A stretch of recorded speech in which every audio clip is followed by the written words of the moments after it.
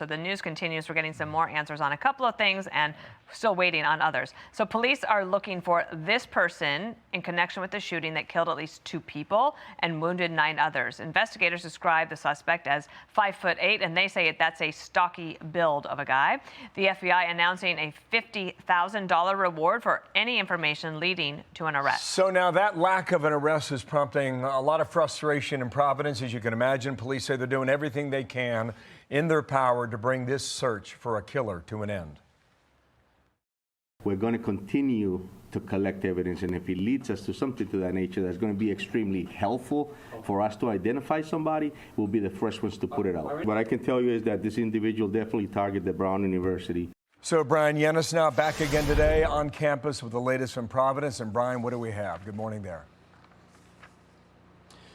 Bill, good morning. Investigators still don't know why the gunman chose this particular classroom inside the Barris and Holly Engineering and Physics building behind me. They don't know where the gunman is. They don't know who that gunman is, but they insist that they are making, quote, steady progress in identifying the shooter. Let's take a look at these new videos. Providence police releasing new surveillance videos showing the clearest pictures yet of their primary person of interest walking nearby at 2 p.m. Saturday, just 2 hours before the shooting. Police don't know why he was walking around.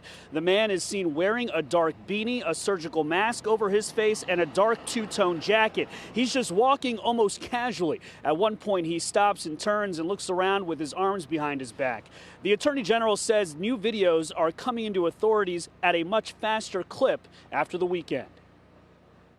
It's critical that we reconstruct this man's movements both before and afterwards. My hope is that we will eventually have that pattern. But when you ask staff why are they looking in particular areas, where he was and what his movements are developing as we obtain additional evidence. The FBI says the man is 5'8", with a stocky build and considered armed and dangerous. Police have not provided a motive, and contrary to an eyewitness who described the gun as long and big, police say the shooter used a small caliber 9mm handgun. They do not have the weapon. The FBI has sent more resources to assist in this investigation on the ground. Yesterday, for the first time, we saw 24 FBI evidence response team members conducting grid searches at the scene and across the street, searching through the snow, the bushes, shrubs, dumpsters, and garbage cans. We saw them pick up several items: an empty glass alcohol bottle, what appeared to be a piece of blue plastic or a glove, anything that could perhaps have been tossed or touched by the shooter. Now, days after Brown University canceled final exams, projects, and exams and essentially encouraged students to go home, Brown University is now asking students who were inside this building behind me the day before and of the day of the shooting to come forward for police interviews. Dana? Okay, Bryan, Bill? hang on 1 second here. Bryan, I just wanted to ask you one thing, because Jim Garrity writes in the Washington Post today this headline. It's an op-ed piece saying that an infuriating wrinkle in the Brown University shooting, that old buildings can have new security cameras installed. You would figure that no matter which direction the shooter fled in, he would have passed by at least one camera that could have gotten a glimpse of his face. But you told us something just before the show that our viewers should hear.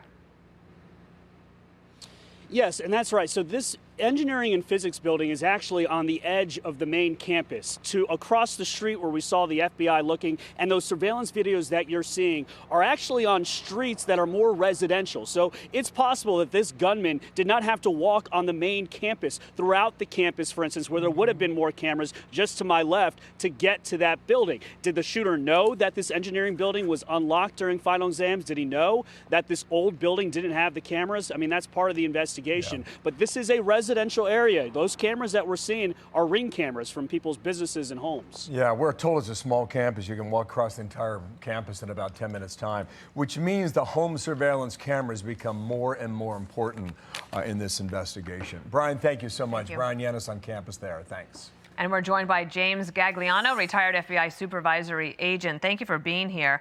The Providence police chief in their press conference last night went like this. Watch. Why would you be now looking in the bushes for something on Waterman Street 2 days later after it snowed? So I just answered John the same question on how investigations, they turn and lead you in a different direction. We might have used all our energies in the first few days to investigate something, and here we are now heading back to that same place to continue to investigate, and that's why you saw that, because the investigations change on a daily basis. James, what do you make of this case? Because previous shootings like this, the shooter wanted to be known, didn't necessarily want to flee. So is there a clue there as to what kind of a person this was? Yeah, we still don't have motive, Dana and Bill, and that's going to be a big piece of this. But the aperture of the investigation is opening up. Every day we're getting more and more video. Why is that? This only happened 65 hours ago. So you remember the Luigi Mangione case, 5 days to find and capture the shooter. In the Tyler Robinson case, where he shot and killed Charlie Kirk, took about 3 days. Most people were away for the weekend in those surrounding neighborhoods. Now they're coming back home. They're going looking at their Ring cameras, and we're getting a better idea on this. Dana, to your point, you brought out the Washington Post column written by Jim Garrity. In that column, a student back in 2021 had written and complained about the surveillance state at Brown.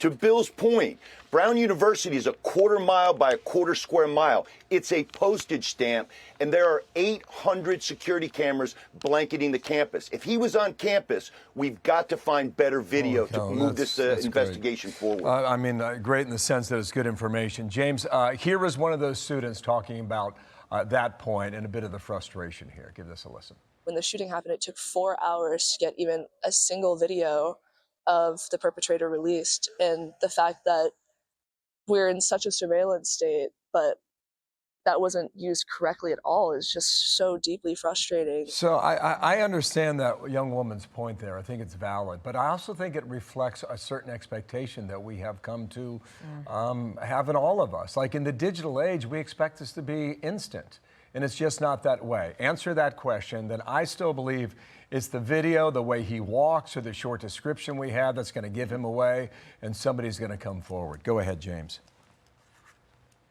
Yep, you're describing the law and order narrative where people are so accustomed, Bill, that everything is in a neat 1 hour package. The first half is the investigation, the second half is a successful prosecution, and you're done. It's made for TV.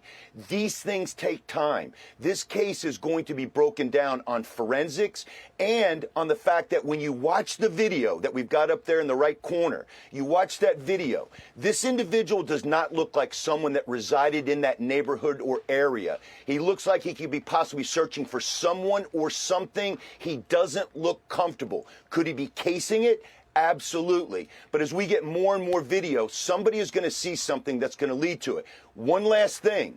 Be careful here. Rhode Island, again, is a tiny state, but it's also got I-95 running through it. You've got Massachusetts and Connecticut, contiguous states. You could get out of there very quickly, but in a lot of instances, we find these guys close to where the shooting and the murders happen, and that's what I think police are keying on. Look close first, and then expand the aperture out. James, could I ask you a very quick question? They're telling me we got to go, but I want to ask you. When this first happened, initially, in custody was a person of interest. And then that lasted for about 9 hours or so. During those 9 hours, were investigators looking for somebody else, or did they think they had their guy? You have to look for somebody else. You can't let confirmation bias mess with the investigation. Dana, I'll say this.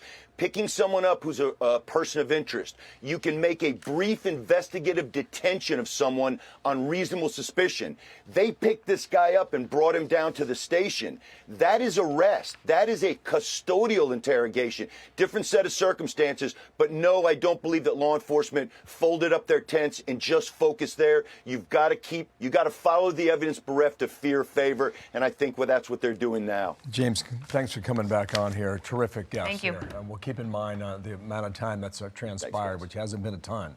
James, thank you. Want even more Fox News on YouTube? Become a Fox News Patriot today. Click join to find out how.